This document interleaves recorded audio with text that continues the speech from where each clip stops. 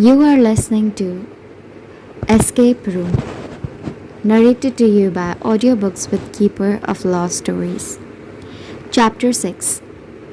Beneath my fingers, the metal feels greasy to touch as I reach from rung to rung, my foot half slipping as I take another step down.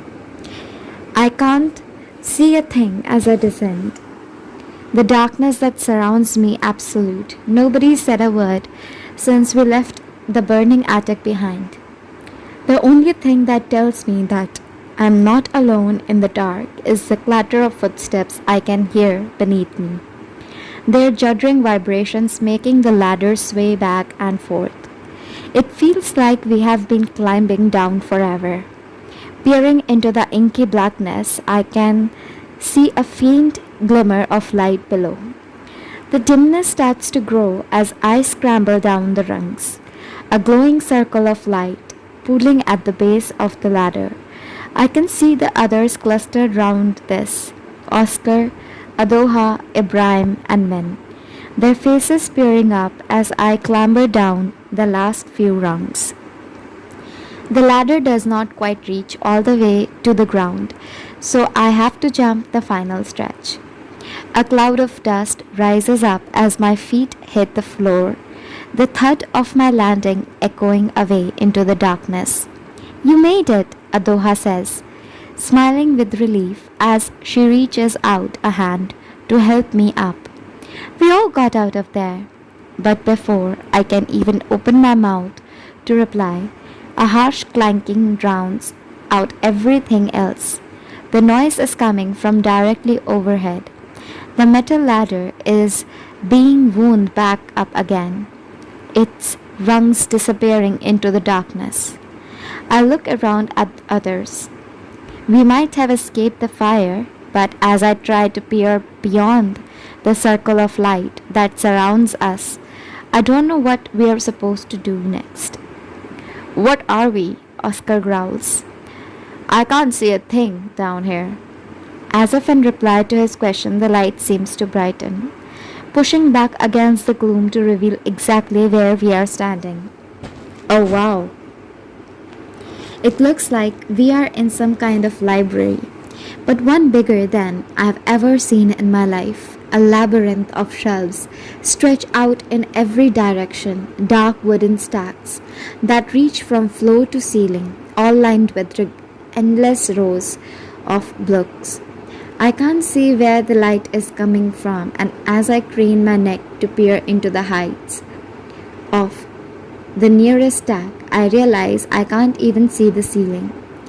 The silent shelves seem stretched into for infinity. It looks like the books go on forever. I catch Min's gaze as I glance back at the others, the hint of a smile creeping across her lips. "Well, it looks like we have come to the right place," she says, walking towards a large hexagonal desk that stands at the center of the stacks. Now, it reminds me in a strange way of the reception desk I saw when I first entered the escape. But where the lines of these low round desks were clean and white, this dark wooden desk stands chest high, its six sides covered in a layer of grime. "What do you mean?" Oscar snaps. He kicks up clouds of dust as he follows Min towards the central desk. "That electronic junkyard upstairs was more interesting than a stupid library. I want more action and adventure, not a bedtime story." "Don't you see?" Min says, gesturing towards the groaning bookshelves. "Whatever the question is, we'll find the answer in the library. We just need to find the right book." I look around at the cavernous stacks, staring down the nearest side of shelves. I can't even see where they come to an end. And there are dozens of these gloomy passageways stretching out to all points of the compass. There must be hundreds and thousands of books in the place, millions maybe. "And it looks like we are expected," Ibrahim calls out, reaching across the dusty desk to pick up a handful of cards. He offers these to each of us in turn, and taking mine, I look down to see my name picked out in bright white letters against a jet black background. Why you have given this to me? Oscar asks, strumming his black plastic card against his fingertips. It's your library card, Ibrahim explains, holding up his own, so we can see we have all got the same. Bibliothèque Universelle, the Universal Library. If we are meant to find a book, then maybe these will help us. I don't need a stupid library card, Oscar replies, shoving his into the pocket of his zip top. We don't even know if we are looking for a book. There might be a secret passageway or something hidden away in this place. We just need to start exploring. Turning away from the desk, Oscar starts to stride towards the nearest stack, his trainers kicking up fresh clouds of dust. Who's coming with me? He calls out. Glancing across at the others, I see Adoha roll her eyes. It doesn't look like Oscar has learned anything from the fresh cloud of dust. And the mess we made of things upstairs. One of Dad's catchphrases pops into my head, one he always says whenever he's trying to teach me something, and I treat it like a race and end up making a mistake. Fools rush in where angels fear to tread, and now I know what he means. Wait a second, I call out, stopping Oscar in his tracks. We need to work out a plan first before we make any more mistakes. And whose fault is that? Oscar snaps, turning towards me with a sneer. It was your mistake that turned that chess player into a Roman candle. That's what I mean, I say, trying to hide my annoyance at the way Oscar is pinning all the blame on me. We thought we were doing the right thing, but by rushing to play the game, we messed things up. We only just got out of that room alive. When you are playing an escape game, everything can be a clue, Min says, backing me up. The library cards have got our names on them. They must mean something. I glance down at mine again, turning the card over in my hand. There's a barcode on the back, the strip of black parallel lines framed in a white panel. My mind races. Barcodes are used to store information. Maybe the clue that we need is hidden inside these parallel lines. Have you seen this? I say, holding up my card to show the others. If we are meant to use these cards, then we need to find a card reader. My gaze flicks back to the imposing desk. There's no librarian there to help us. No sign either of any of the computers they use to check out your books. Just a thick layer of dust that shows that nobody's been here for years. Over here! Adoha's shout makes me spin around. She's heading in the opposite direction to Oscar, marching towards another of the long avenues of books. But as I watch, Adoha stops at what looks like a signpost that's half hidden in the shadows cast by the towering rack. We race over to see what she has found, just swirling beneath our feet as we reach the signpost.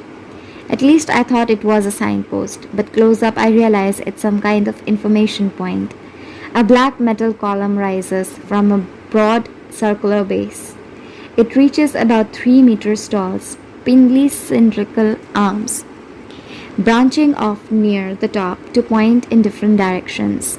But my eyes are drawn to the display that's embedded halfway up the pillar at head height. As the others crowd round the machine, I peer over Adoha's shoulder to read the message on the curved screen. Welcome to the library.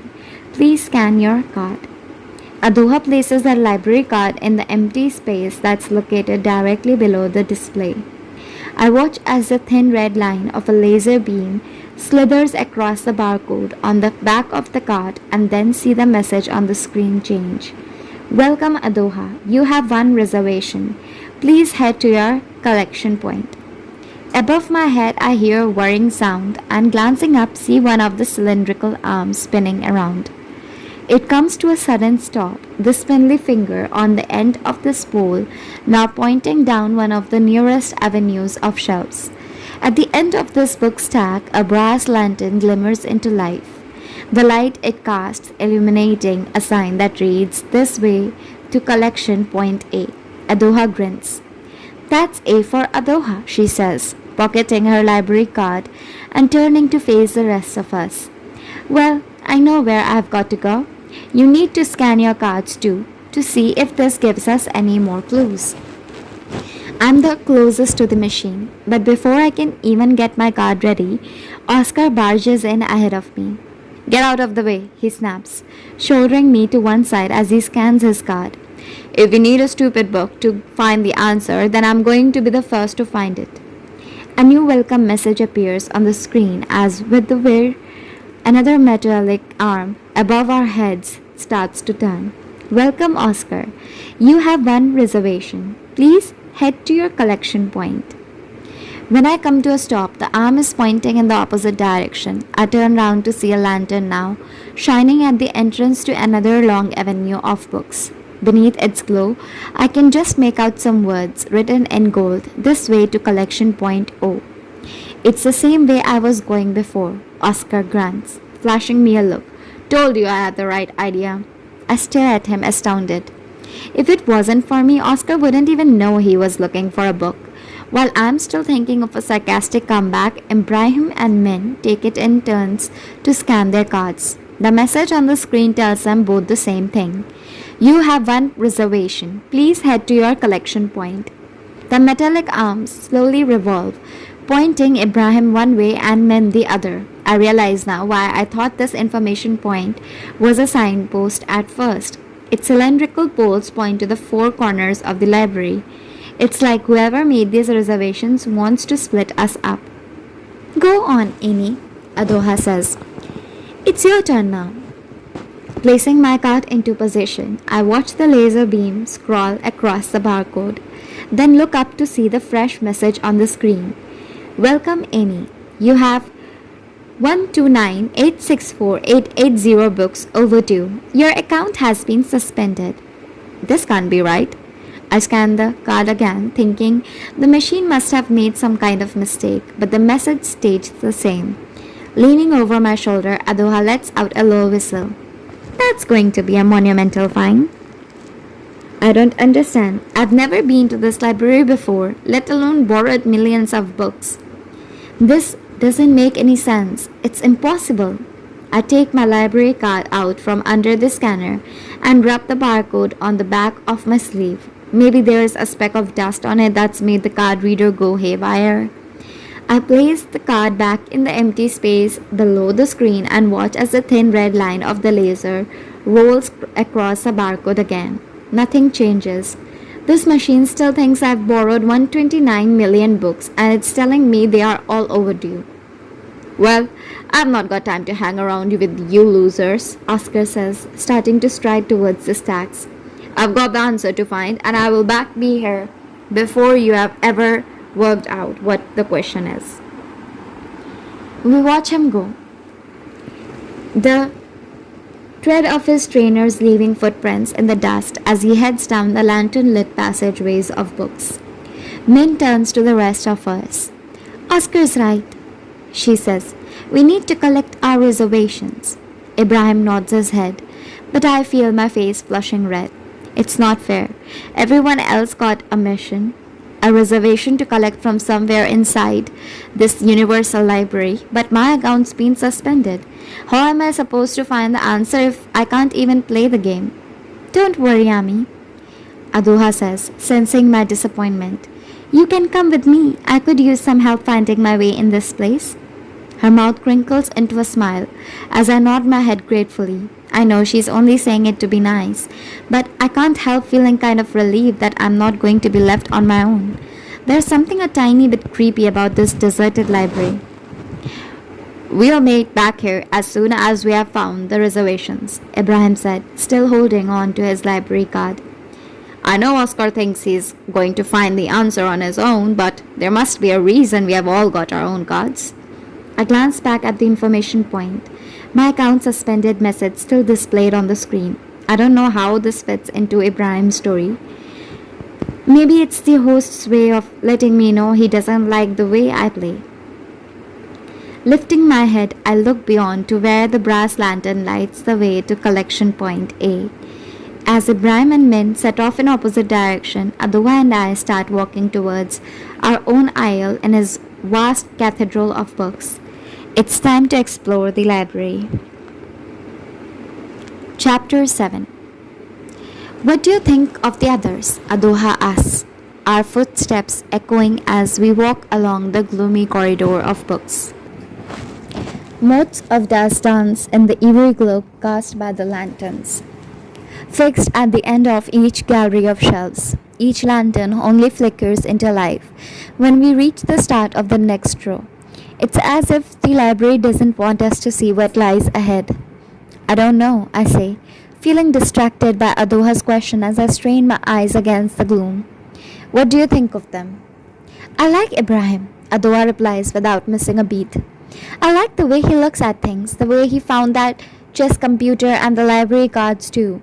You need someone like him on your team, a finder, someone who can see things that everyone else has missed. I nod my head. What Adoha's saying makes sense. If it hadn't been for Ibrahim's spotting skills, we'd still be stuck in that burning attic. At the back of my neck, I feel my skin start to prickle as I remember the roar of the flames. I still can't believe that the host nearly turned us into toast. Min's the clever one, Adoha continues, counting off the others on the fingers of her left hand. Just look at the way she knew all about the chess player of Marhipan, or whatever it was called. She's always scribbling things down in that notebook of hers. If you ask me, she's the brains of this team. I can't help feeling a bit miffed that Adoha reckons Min's cleverer than me. After all, I was the one who worked out that we needed to press the escape key to get out of the attic. But there's no point in reminding Adoha of this, as she's already moved on to letting me know what she thinks of Asker. We are just unlucky we have ended up with someone like him, she says. The way she spits out his last word makes it perfectly clear who she's talking about.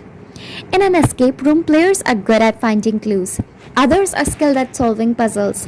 But some people just like to move fast and break things. That's what Oscar does. He's your classic destroyer.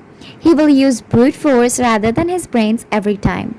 We'll just have to try to keep him on a short leash to stop him from wrecking the game for the rest of us.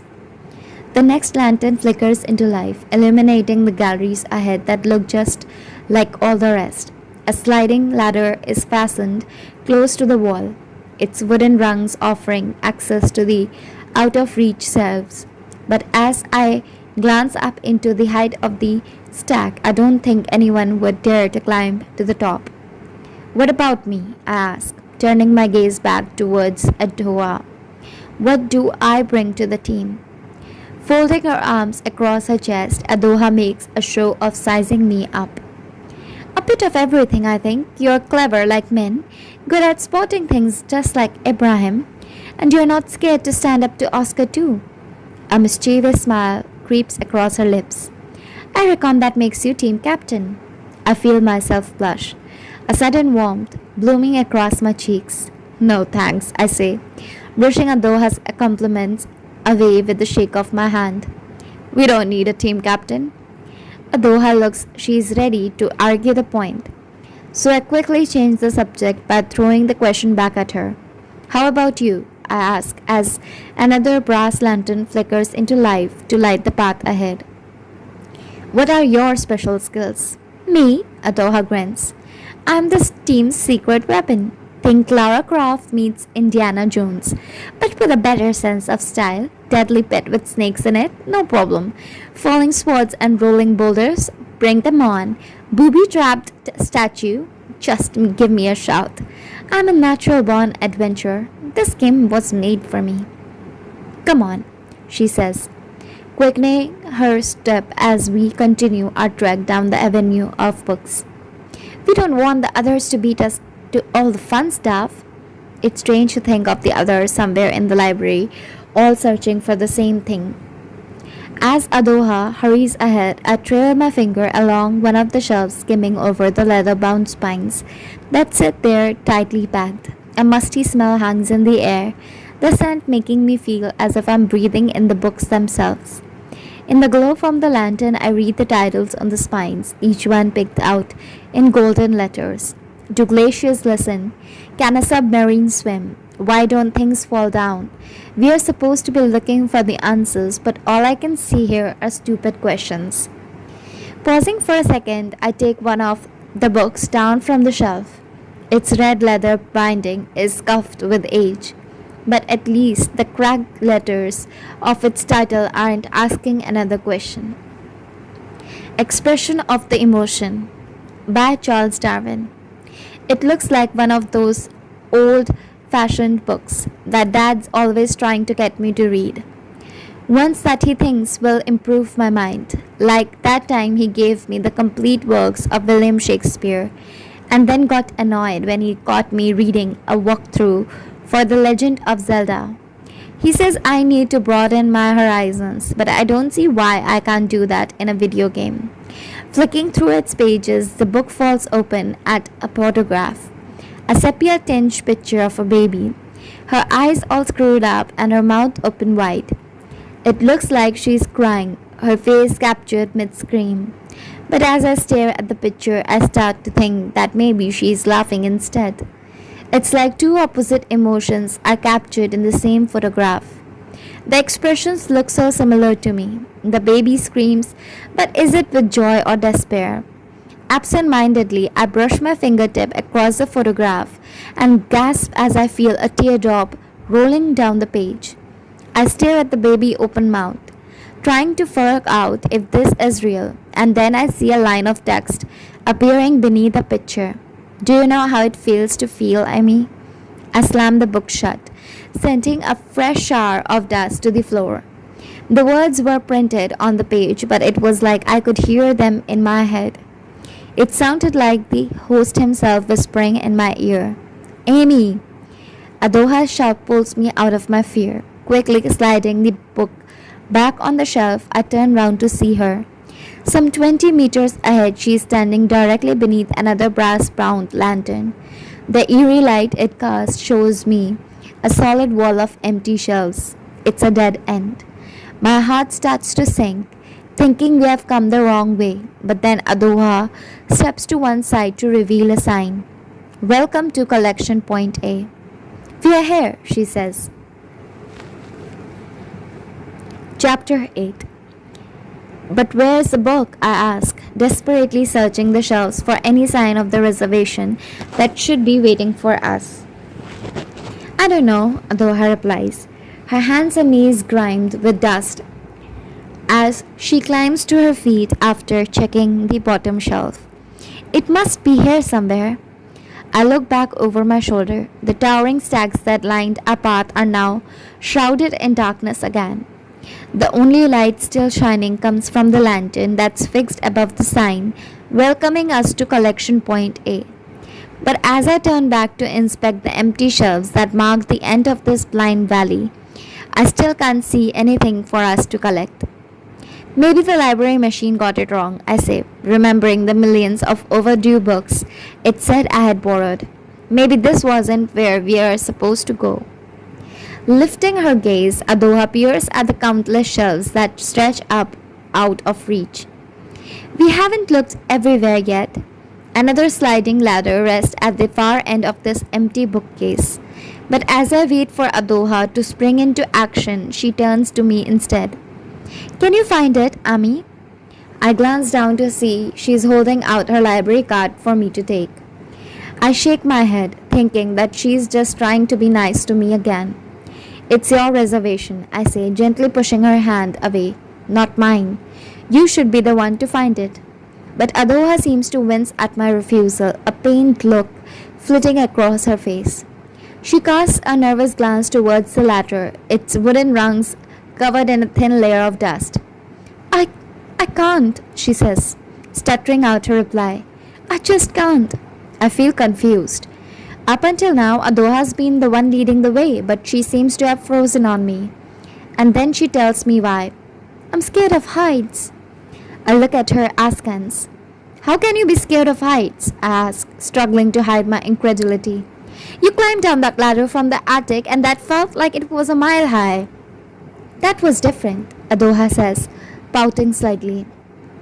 I could not see where I was in the dark. She glances up again at the endless shelves, all lit by an eerie glow. Not like now. Holding out her card again, she meets my gaze plaintively. Please, Ami, find it for me. Adoha said she was a natural born adventurer, just like Indiana Jones, but it looks like her secret fear is heights, not snakes. Taking the library card, I slip into my pocket next to mine. Okay, I say, reaching for the ladder. But there is no guarantee I will find anything up there. This whole thing might just be a red herring. Thanks, Skipper, Adoha says, a relieved smile breaking across the shoreline of her face. I owe you one.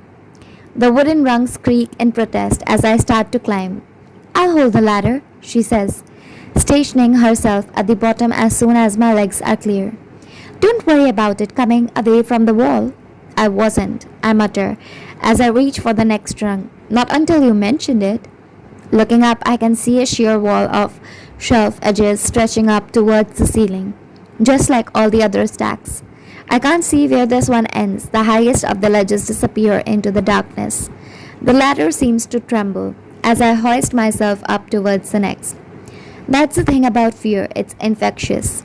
Lowering my gaze, I hold on to the ladder a little more tightly as I peer along the length of the shelf straight ahead. There is no need to look up or down. I can just keep my eyes fixed in front of me, searching one shelf at a time as I climbed. But every dusty shelf that I peer down is empty, no sign of anywhere of Adoha's reservation. Dust crumbles beneath my fingers as I climb. It doesn't look like anyone has been up his ladder for years. So how can a reservation be waiting for us here?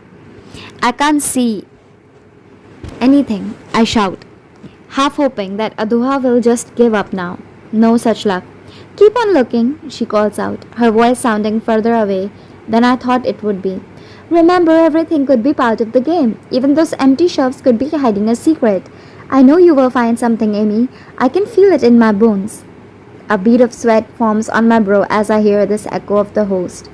Everything is part of the game. I remember the book that I found with the picture of the baby, its tears seeming to run down the page.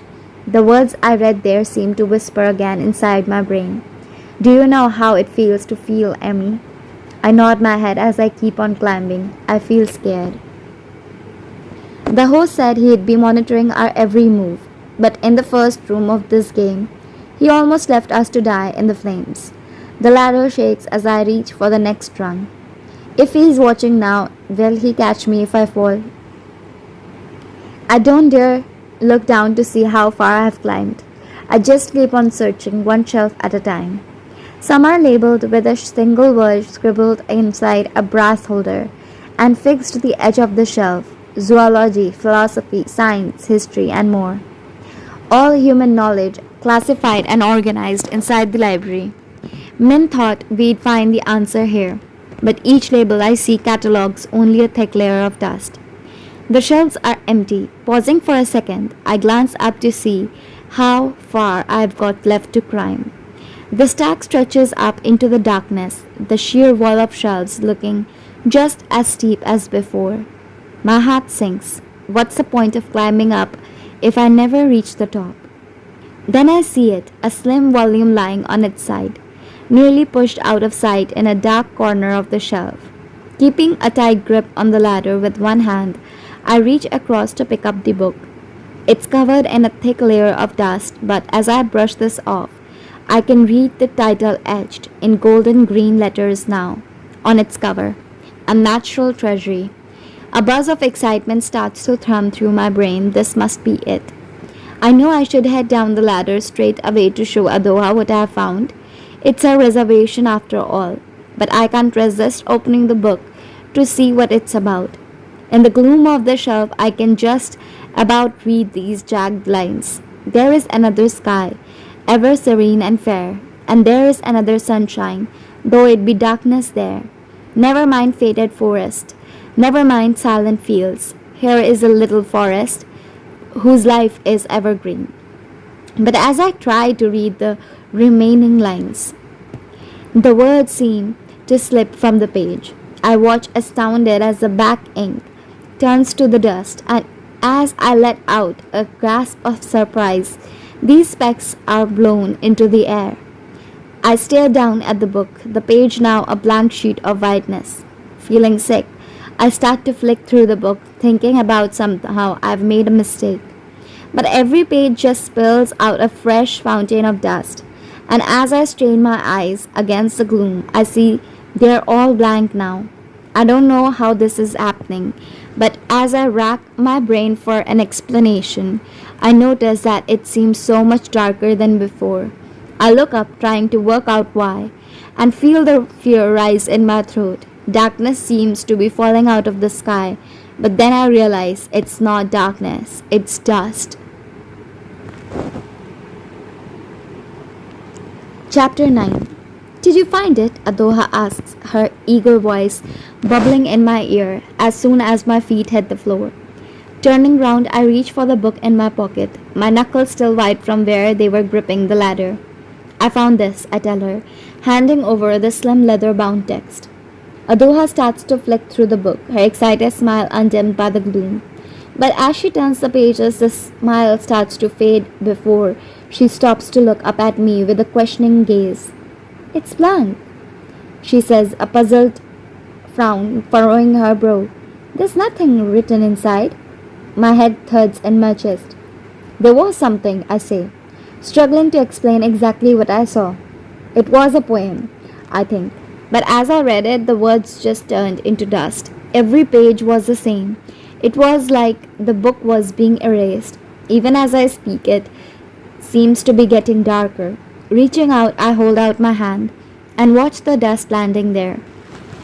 Each speck seems to gleam in the glow cast by the lantern light, and as I glance up, I see the dust still falling like rain. Where's this coming from? A terrible thought creeps into my head. Turning away, I head towards the darkened stacks. Their tightly packed shelves are a stark contrast to the empty dead end of collection point A. With a mounting sense of dread, I pull out a handful of books and watch them spill across the floor. Across scuffer leather covers, the gold-gilt letters of their titles seem to spell out a message to me. What have we done? Our final warning. This changes everything. What are you doing? Adoha calls out. But as I crouch to flick through their pages, my answer sticks in my throat. Swirls of soot rise like mist from the empty books, every page the same. Blinking, I cough, waving my hand to clear the air.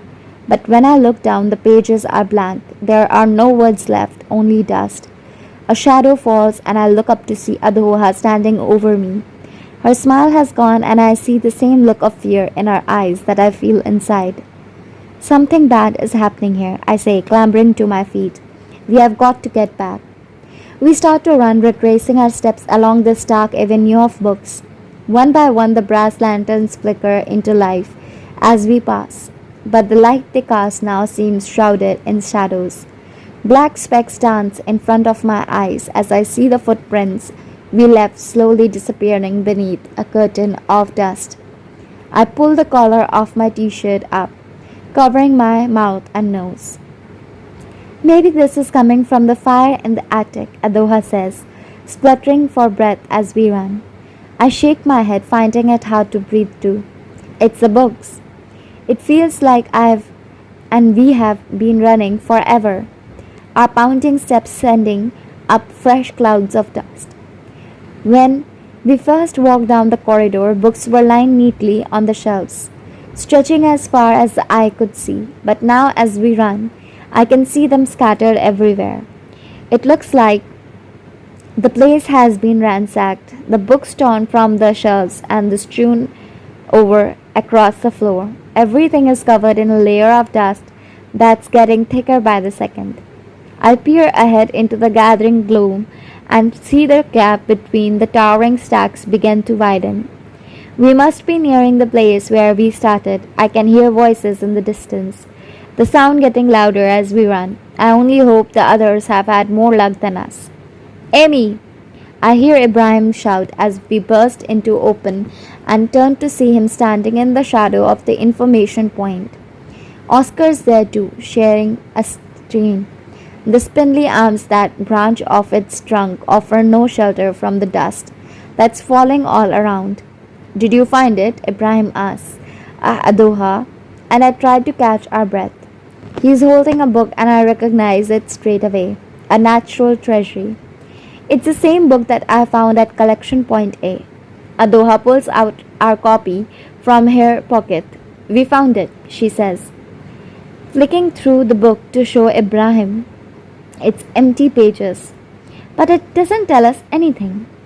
Mine's the same, Ibrahim says.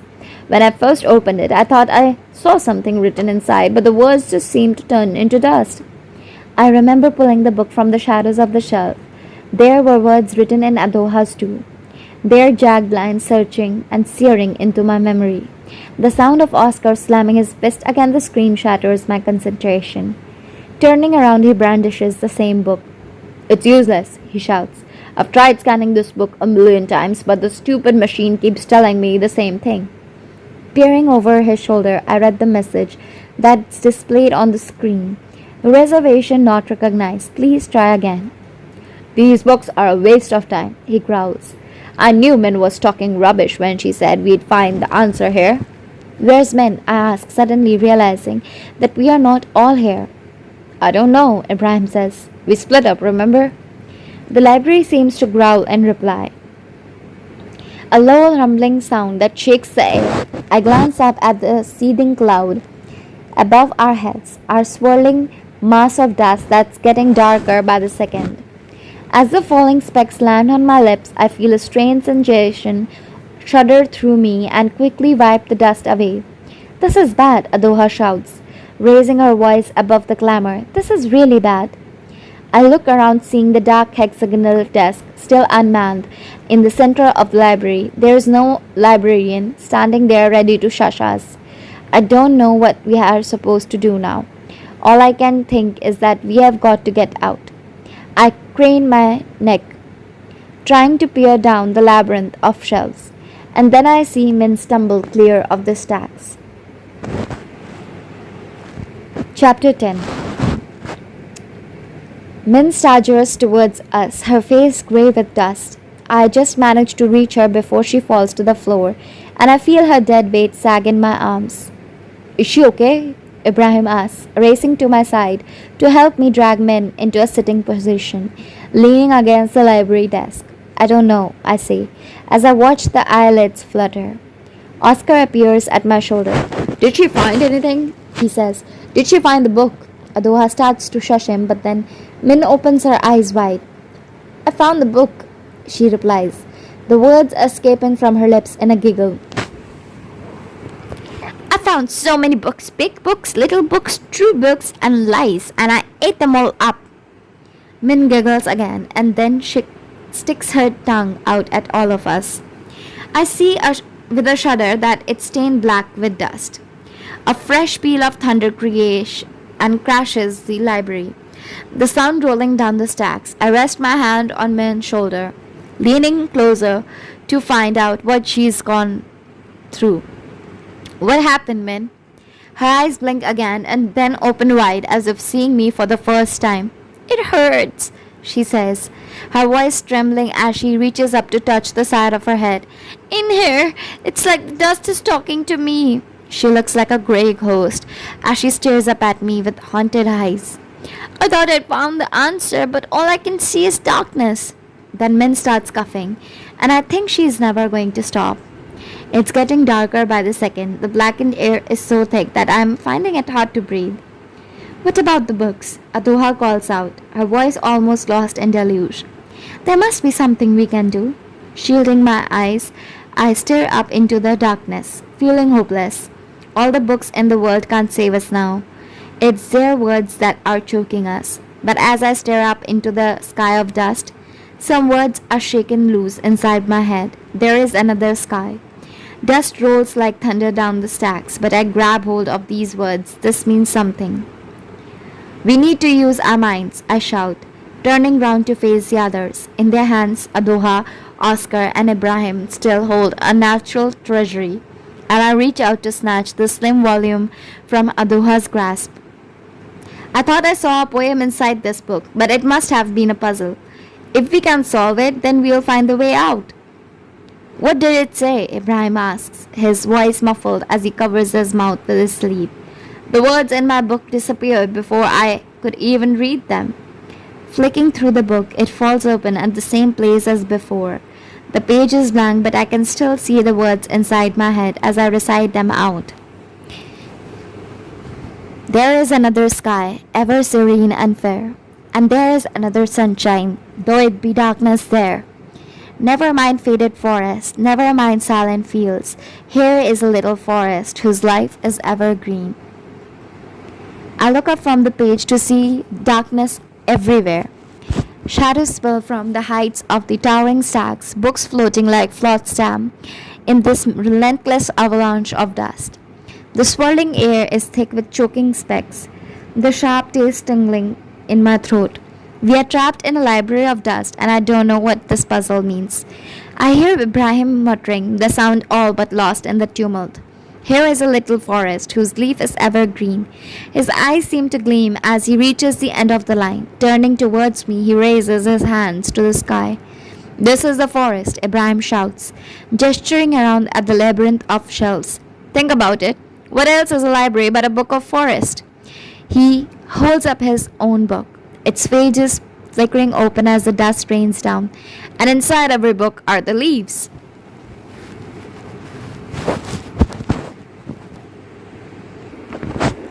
I stare at Ibrahim astounded. He's found the key to unlock the puzzle, but I still don't know what we have to do.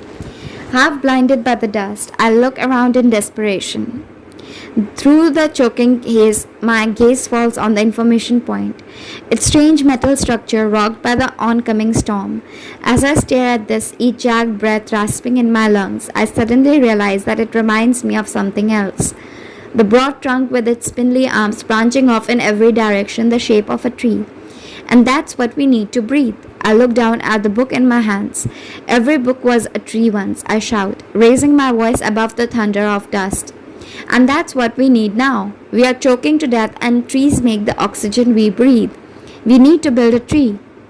That's the stupidest thing I've ever heard, Oscar sneers, his face set into a snarl as the darkness falls. How are we supposed to build a tree? Min coughs again, and I glance down to see that she's holding something out to me. It's a page she's torn from her book, but she's folded it into a new shape. It looks like a leaf, its crisp edges pinched into a point, while its pleated stems twist between her fingers. There's an old Chinese proverb, Min says, still struggling to catch her breath. The best time to plant a tree was 20 years ago. The second time is now. I take the origami leaf from her, suddenly realizing what we have to do.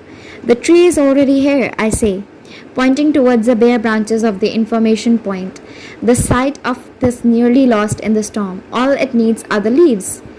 As the dust swirls, I sprint towards the structure, the origami leaf trembling in my hand. I can taste grit between my teeth, a fresh gale of words raging through my head. I try to put these out of my mind, focusing on the one thing that I need to do now. Reaching the machine, I brush a thick layer of dust from the screen, staring at the message there as the darkness rains down. Reservation not recognized. Please try again. With trembling fingers, I place the origami leaf in the empty space beneath the display and then watch as the thin red line of the laser slithers across the folded paper. I hear a whirring noise and glancing up see one of the metallic arms start to turn as a new message appears on screen. Reservation accepted. Please place in the slot. It's worked. Reaching up, I grab hold of the revolving arm, scrabbling to find the thing that it's told me to search for. Then I feel it, a tiny slot notched on the cylindrical branch. Fumbling, I slide the stem of the leaf into the slot and then step back to see what happens next. A faint gleam of sunlight seems to shine on the folded paper, a golden brightness that shimmers in the dark. The words of the puzzle poem chime inside my head. There is another sunshine. Then the origami leaf starts to unfold itself, the paper rustling as it slowly turns green. It's like it's remembering what it used to be. The origami shape transformed Pinocchio like leaf of a real tree.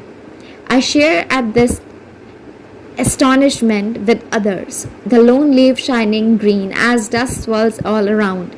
Then a new message appears on the screen. Next reservation, please. Spinning on my heels, I turn to face the others. Min still slumped into the shadow of the desk. It works! I shout as a fresh roll of thunder crashes through the library. We need more leaves! Racing back to Min, I rip a page out of my book, holding this out for her to take. Still coughing, we watch as she folds this page in half, doubling over the corners and the edges and then tucking the little flaps inside.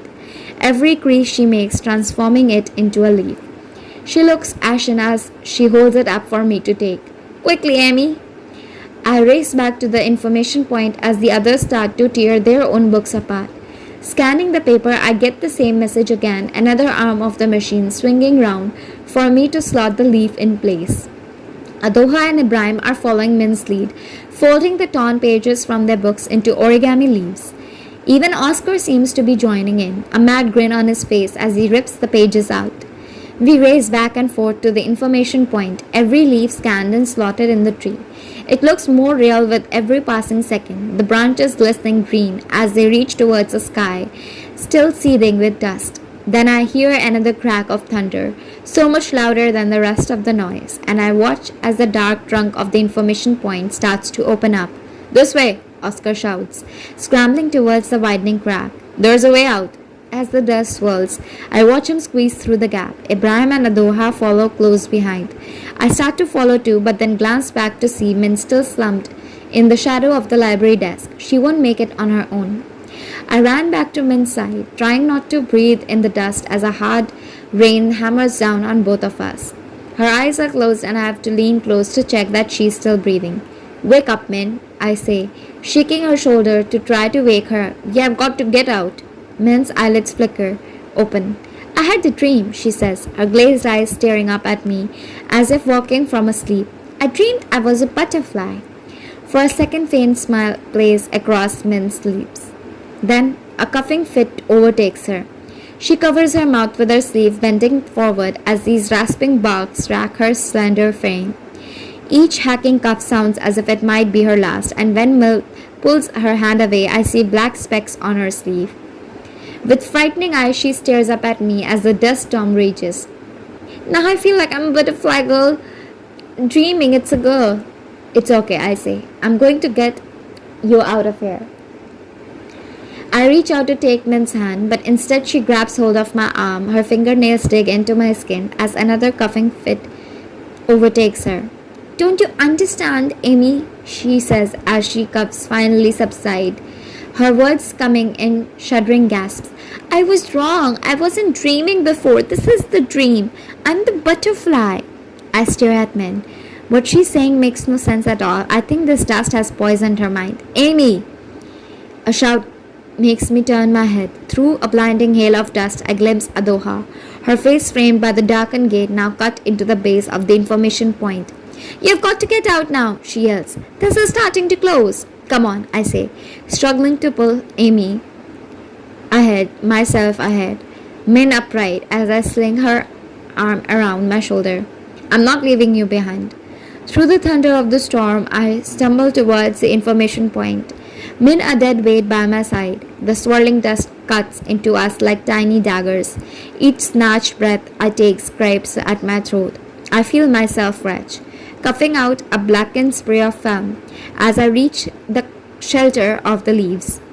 I glimpse the dark hollow cut into the metal trunk and scramble towards it, praying there's still time to get out. The gate is closing. With a grinding noise, the vibration shaking the strange metal tree. I go first as the gap's too narrow for us to fit through together, and Adoha reaches out to pull me through. I turn round to do the same for Min, but instead I see her take a step away. Come on, I shout, feeling the sides of the sharp metal start to press against my shoulders. I can't keep it open for much longer. Min shakes her head, her face framed by a halo of dust. I need to wake up, she says, taking another step backwards. Goodbye, Amy. Please find the answer for me. I reach out my hand, gritting my teeth against the pane as the closing gate groans. But as my fingers brush against Min's, I feel her start to disintegrate. No! I shout as Min seems to turn to dust. One moment she's there, and the next she's gone as the darkness swarms around her. I stare out in horror at the seething storm, unable to believe what I have just seen. Then I feel myself dragged backwards, the gate closing with a clang as the ground crumbles beneath my feet. To be continued.